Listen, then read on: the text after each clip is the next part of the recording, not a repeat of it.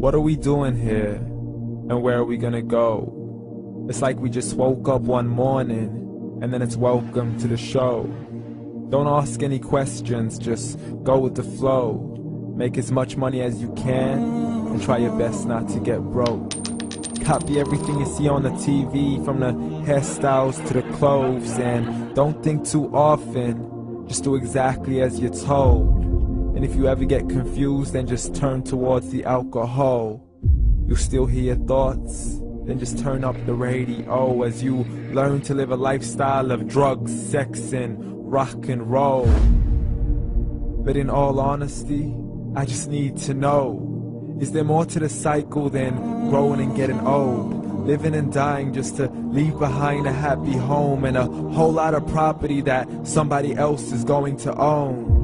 I just really need to know before the casket's closed, 'cause I'm not willing to gamble with my soul, nor am I ready to take any chances. These are just simple life questions, and I'm just searching for some answers.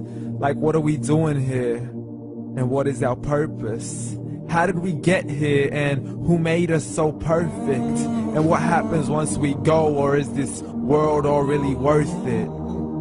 Questions we don't answer because apparently we don't really have to. There's no purpose to this life and our existence is merely natural. Then in that case, please let me ask you, did you create yourself, or was it somebody else who had fashioned you? 'Cause you're a being that's impeccable, faultless and unparalleled. You're a product of supreme intelligence, and I'm merely being rational.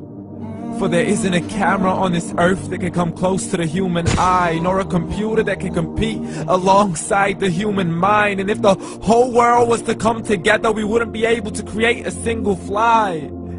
So many signs, yet we still deny.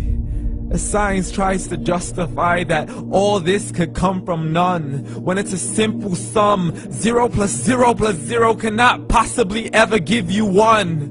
So from where did all this order come? But everything has its origins, a maker, a creator of its own. I mean, the only reason you're watching this video is because somebody had to press upload. So we can believe in the Big Bang, but I'd rather believe in He who caused it to explode. Allah, the creator of everything, along with every single soul. The ever-living, the master, the only one who is in control. Unlike his creation, beyond our imagination. And no, he's not a man, nor does he have any partners in association. He's on his own. And no, he did not ever leave us alone. Just like every manufacturer, he left us with an instruction manual.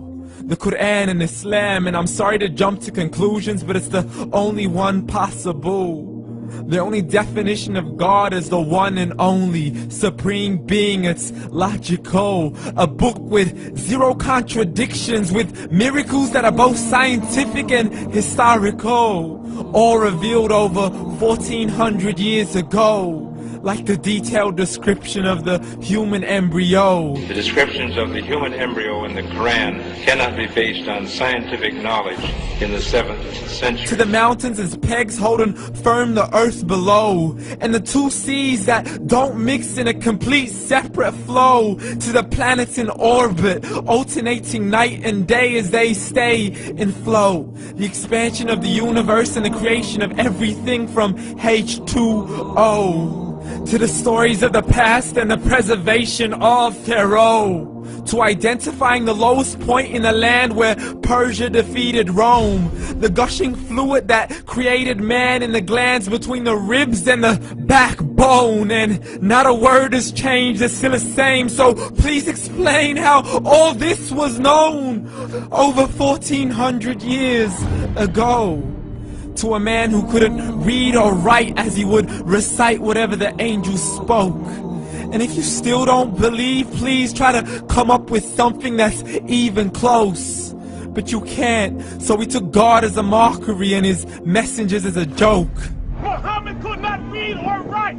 How's somebody who can't read or write gonna start a religion? Dismiss the scriptures as legends and tales of the ancient folk, as we live life according to our whims, desires, and hopes. saying this life is the only home we will ever know. We will live then die, then simply turn to bones. YOLO!